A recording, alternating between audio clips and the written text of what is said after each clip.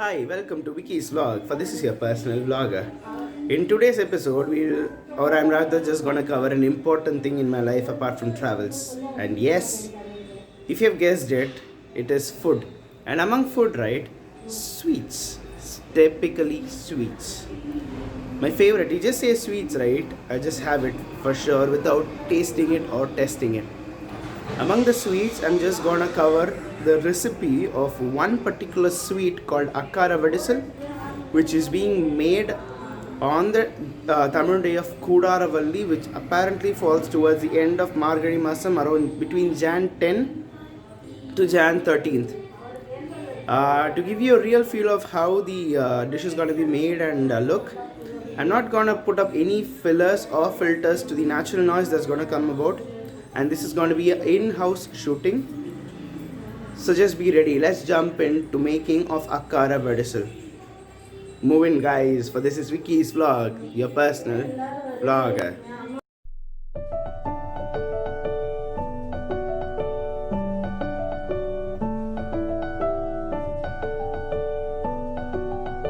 Yes, guys, I've actually come to the place where rather than me, my mom is gonna cook. So I'll just give you the recipes that you need to have initially so that like you can make a preparation for it.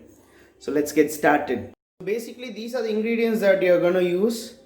You're gonna have rice, and in Tamil it's called payatham paruppu, what you have, or rather pasi paruppu, jaggery, cashew nuts, ghee, milk, and cardamom. So the measurement is like for 1 cup of rice that you take, you can easily afford 2 to 2.5 cups of jaggery, cashew nuts as you wish, or like what are the quantity you want. For 1 cup of rice, you need to have 1 liter of milk, or if you want more, you can even take it up depending upon how the Akkara Vadisal is being cooked, and obviously ghee based on your preference. And apart from this, right, when in the jaggery, whatever you take, you have to make this as a liquid similar to this. We'll actually call this the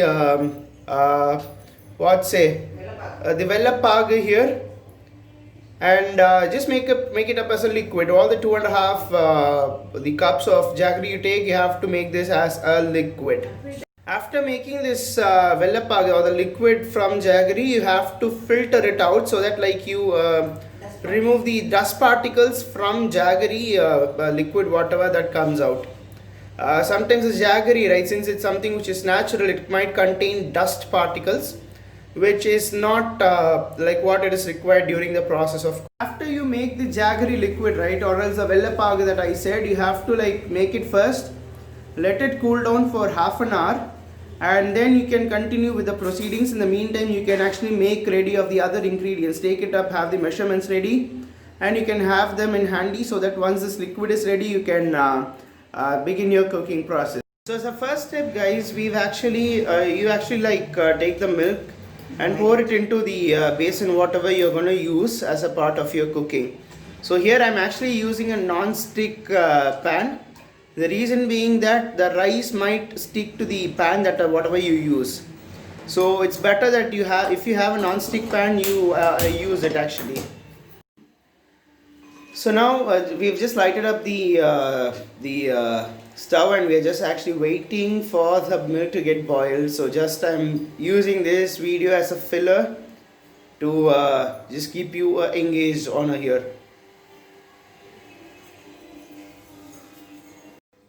So in the meantime the milk gets boiled, right, you can take some ghee and actually fry the cashews in the ghee so that you actually get a really good taste for your cashews. Because raw cashews, right, it won't, even though it is really beautiful to have it as a taste, the cashews fried up in ghee, right, would have a different taste altogether.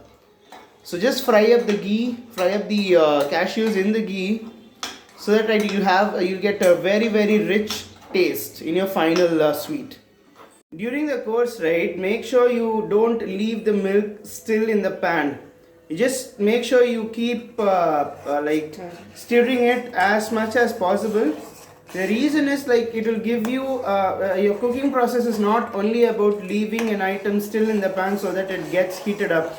Rather, stirring gives you an equal spread out of the heat, and it will be really helpful. And now, right, you just pour the rice along with the pasi paruppu into the milk which was getting stirred. So, and just keep stirring continuously for the next couple of minutes. Or 20 minutes. so right after some time, right, you have to keep stirring for continuously for 20 to 30 minutes, depending upon the on how rice is actually getting cooked up along with the pasi paruppu. So I'm really sorry that I'm using Tamil words over here. The reason translation is a bit difficult for the local terms that we use over here. So keep stirring for 20 to 30 minutes, guys. It's really awesome dish. Do try it out. So during the process, guys, this is how the quantity of milk would actually get reduced and the rice would come up during the process. So you have to actually wait till the rice actually gets cooked properly, like similar to how you would have it when you keep it in the cooker for the process of boiling the rice. So this is a bit of a tedious process, yes, but taste the sweet. You will forget the efforts that you've put in. So this is how it would look when it is 60% boiled. So for that 1 cup of rice and pasi paruppu combination that we took, right, you would be requiring somewhere around 1.5 liters of milk to actually have it as a full boiled rice. Actually, after 45 minutes of continuous stirring, right, you will actually get like this, wherein it's like a perfect blend of the milk and the rice and pasi paruppu combination. Once you have reached this stage, right, you have to pour the jaggery liquid on it. People viewing out might actually think that this is similar to sakkare pongal or sweet pongal, but the base ingredients are like some poles apart in terms of how you use.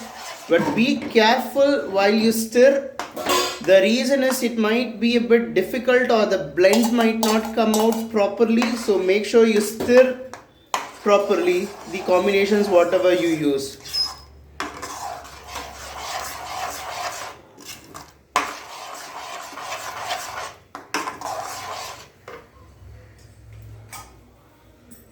So after stirring the jaggery milk, right, now we just put up a few or as much as your preference a cardamom powder which we had, and we continue with the stirring.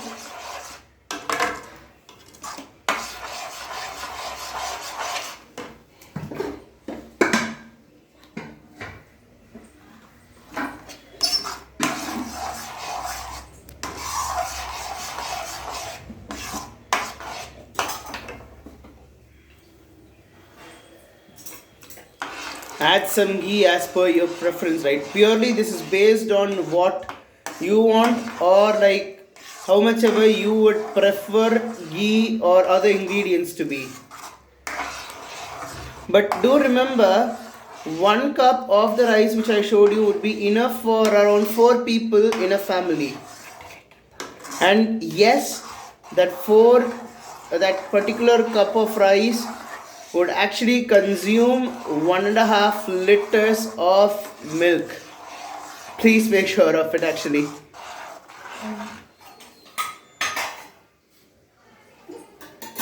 So finally we add the cashew nuts. Yes, and this is actually like what we showed earlier, wherein it was cooked in a bit of a ghee where we actually allowed it.